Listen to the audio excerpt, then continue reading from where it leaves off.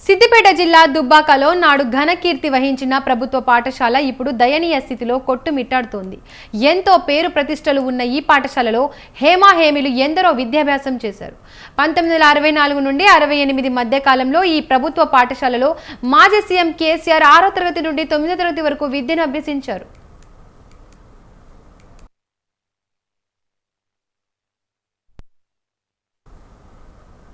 గతమెంతో ఘనంగా ఉన్న స్కూల్ శిథిలాస్థితికి చేరింది. తొలిసారి సీఎం హోదాలో 2016 దుబ్బాకకు వచ్చిన కేసీఆర్ స్కూల్ దుస్థితి చూసి చలించిపోయారు. పాఠశాల నూతన భవన నిర్మాణానికి ఆఘ మేఘాల మీద 10.5 కోట్ల రూపాయల నిధులు మంజూరు చేశారు. ఈ నిధులతో 18,787 చదరపు అడుగుల విస్తీర్ణంలో కార్పొరేట్ తరహాలో స్కూల్ నిర్మాణం చేపట్టారు. ఈ నిర్మాణం 2020కి పూర్తి కాగా 2022 నుండి తరగతులు ప్రారంభమయ్యాయి.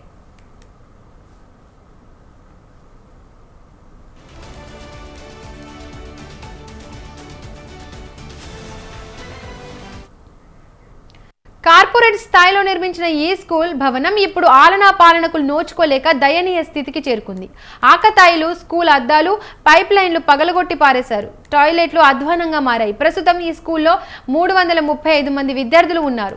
6 నుండి 10 తరగతి వరకు క్లాసులు జరుగుతున్నాయి. ఇంటర్ వొకేషనల్ కోర్స్ సైతం ఇందులోనే కొనసాగుతోంది. ఇక కాస్త చీకటి పడిందంటే చాలు మందుబాబులు తయారైపోతున్నారు. అసాంఘిక కార్యకలాపాలకు అడ్డగా స్కూల్ మారిందని స్థానికులు వాపోతున్నారు.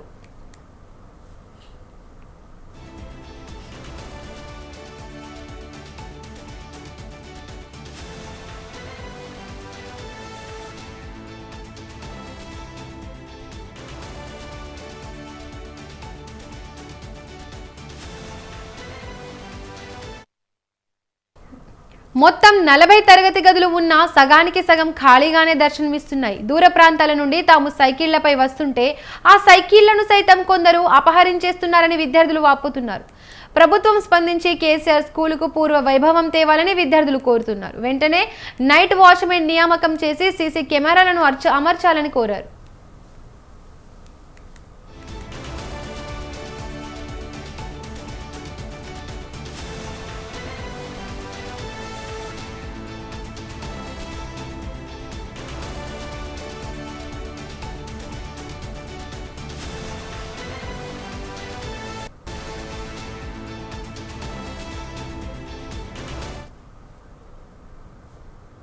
పాఠశాల అద్దాలు పగలగొట్టడము, అదేవిధంగా సాంఘిక కార్యక్రమాల కొరకు చాలా ఇబ్బందిగా ఉంది.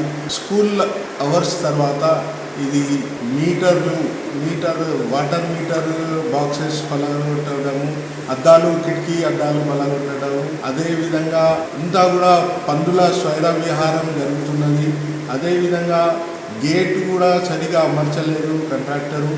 ఇంతకుముందు కూడా నాకన్నా ముందు ఉన్న ప్రధానోపాధ్యాయులు గారు కూడా ఈ విషయము అప్పటి ఎమ్మెల్యే శ్రీ రఘునందనరావు గారి దృష్టికి తీసుకొచ్చడం జరిగింది. ఆయన కూడా కాంట్రాక్టర్కు చెప్పింది. కానీ ఇంతవరకు సీసీ కెమెరాలు లేదు, మాకు నైట్ వాచ్మెన్ ఎవరు కూడా లేరు. ఇది చాలా అసాంఘిక కార్యక్రమాలకు అడ్డాగా మారిపోయింది. కాబట్టి నేను కోరున్నదేమనగా ఇక్కడ సీసీ కెమెరాలు ఏర్పాటు చేసి దీనికి రక్షణ కలిగించాలని కోరుకుంటున్నాను. బిల్డింగు మరియు ఫర్నిచరు మాకు సరిపోయేంత ఉంది, కానీ మాకు ఉన్న దానిలో కూడా స్వీపర్ పోస్టు శాంక్షన్ ఉంది, కానీ అందులో పనిచేయడానికి స్టాఫ్ మెంబర్ని ఇవ్వలేదు. Sweeper, night watchman, scavenger post కూడా వాళ్ళని పనిచేయడానికి ఎవరు లేరు. ఆ పోస్టు శాంక్షన్ ఉన్నాయి, కానీ అవి లేక మాకు చాలా ఇబ్బంది అవుతుంది. అట్లే బయట సీసీ కెమెరాలు కూడా కొన్ని ఫిట్ చేయలేదు. లోపల 3-4 ఉన్నాయి, బయట ఫిట్ చేయలేదు. కాబట్టి కొన్ని అద్దాలు వలగొట్టడం అటువంటి కొన్ని కార్యక్రమాలు జరుగుతున్నాయి. కాబట్టి కొద్దిగా సీసీ కెమెరాలు కూడా ఫిట్ చేయించగలరు. నిర్మించిన తర్వాత అనేక రకాలుగా నిరుపయోగంగా మారుతున్నటువంటి పరిస్థితి ఉంది. అటు లైబ్రరీ కానీ, లేకపోతే రా మెటీరియల్ సంబంధించినటువంటి రూమ్స్ కానీ, వాటర్ ప్లాంట్ కానీ సరైనటువంటి పద్ధతిలో వాడక, అదేవిధంగా అక్కడ సరైనటువంటి భద్రత లేకపోవడం, స్కావెంజర్స్ లేదంటే సెక్యూరిటీ గార్డ్స్ లేకపోవడం వల్ల ఆ స్కూల్కే భద్రత లేకుండా పోతూ ఉంది. అక్కడ అసాంఘిక కార్యకలాపాలకు అడ్డగా మారుతూ ఉంది. వాటితో పాటు అక్కడ ఉన్నటువంటి స్కూలుకు సంబంధించినటువంటి కిటికీల అద్దాలతో పాటు అనేక రకాల అంశాలను ధ్వంసం చేస్తున్నటువంటి ఘటనలు కనబడతా ఉన్నాయి. కిటికీలు ధ్వంసం చేస్తే అట్టలతోటి కవర్ చేస్తున్నటువంటి సందర్భాలు కూడా ఉన్నాయి. కాబట్టి కోట్ల రూపాయలు పెట్టి వెచ్చించి నిర్మాణం చేసినటువంటి హై స్కూల్లో కనీసము సెక్యూరిటీ గార్డ్స్ కానీ అక్కడ ఉన్నటువంటి